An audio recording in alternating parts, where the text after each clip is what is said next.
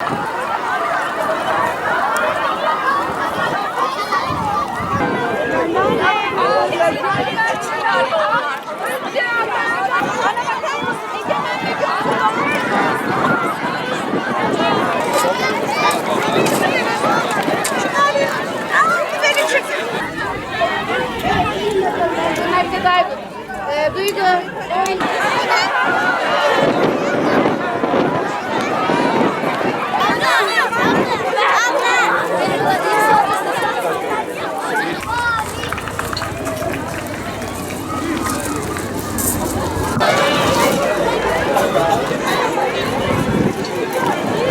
Bu anlamlı günde bizlerle olduğunuz için hepinize teşekkür ediyoruz.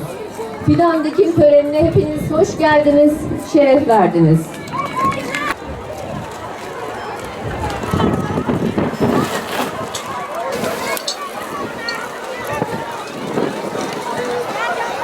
...1839 yılında kurulmuş olan Orman Genel Müdürlüğü Teşkilatımız 2 asırlık ulu bir çınar olarak ormanlarımıza ve insanlığa hizmet vermektedir. Orman Genel Müdürlüğümüzün ağaçlandırma ve ormancılık faaliyetleriyle orman varlığımız artmaya devam etmektedir. Adana Orman Bölge Müdürlüğü olarak orman varlığımızı arttırmaya devam ediyoruz.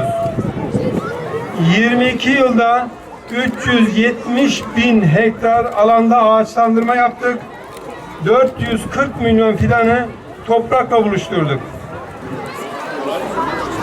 Genel Müdürlüğümüz 3. asırda vatanımızı yeşil vatan yapma, dünyamızı daha yeşil, daha yaşanabilir bir dünya yapma çalışmalarına devam etmektedir. Savaş, zulüm ve soykırımlarla şehirlerin yıkıldığı, bebeklerin katledildiği, su kaynaklarının kurutulduğu, kuraklığın arttırıldığı, iklim değişikliğinin ne sebep olunan bir asırda yeşil vatan sevdamızla insanlık için daha yeşil bir dünya seferberliğimiz devam etmektedir. Çocuklarımız ve gençlerimizin emanet olan vatanımızı ve dünyamızı daha yeşil hale getirme seferberliğimize hep birlikte fidan dikmekle devam edeceğiz. 21 Mart Dünya Ormancılık Günü ve Ormancılık Haftası hayırlı uğurlu olsun diyorum. Kürsüye teşriflerini arz ediyorum. Evet, bugün çok güzel bir gün. Hem mübarek Ramazan ayı, hem Cuma günü, hem 21 Mart Nevruz, hem 21 Mart Dünya Ormancılık Günü, aynı zamanda Down Sendromlar da günü. Birçok güzellik bir araya gelmiş. Ne güzel. Bu güzellikleri de biz Adana Alparslan Türkeş Üniversitesi'nin kampüs alanında ağaç dikerek, geleceğimize bir fidan dikerek taşlandırıyoruz. Düşünenden, bu işi organize edenden, bu sahayı verenden, herkesten Allah razı olsun. Hepinize teşekkür ediyorum. Sağ olun, var olun. Tabii bu organizasyonu başlatan, başta Sayın Cumhurbaşkanımız, Geleceğe Nefes Projesi'nin hamisi o. Ülkemizin her tarafında bugün ağaçlar dikiliyor. Geleceğimize de yönelik fidanlar dikiliyor. Biz de Geleceğe Nefesi Adana'nın en uygun noktasında icra ediyoruz. Yani şehrin merkezinde bir bilim yuvasının kampüs alanını en güzel hale getiriyoruz. Bundan dolayı çok mutluyuz. Evet, iklimler değişiyor.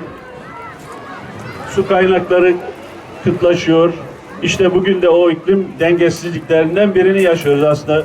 Adana'da havalar bakıyorsunuz 33 dereceye çıkıyor. Bugün üşüten bir hava var. Üşümekten şikayetçi değiliz gerçi şu anda, değil mi? Şikayetçi değil. Gençler, şikayetçi misiniz? Evet.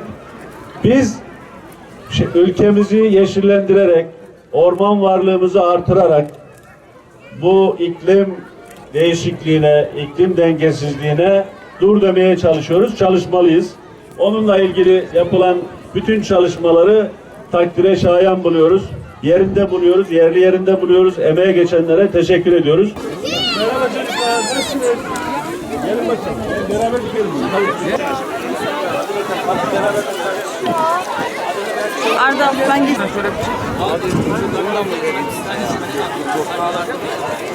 İlahi ya Rabbi, ilahi ya Rabbena ya Rabbel alemin. Fidan dikim merasimimizi Adana'mız ve ülkemiz hakkında hayırlı, uğurlu, mübarek ve mükemmel eyle. İbadetlerimizi kabul eyle ya Rabbi. Bu yavrular...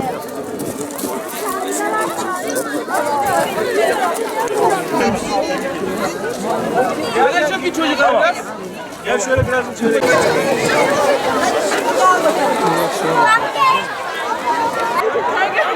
Erkan polisi. Ay çok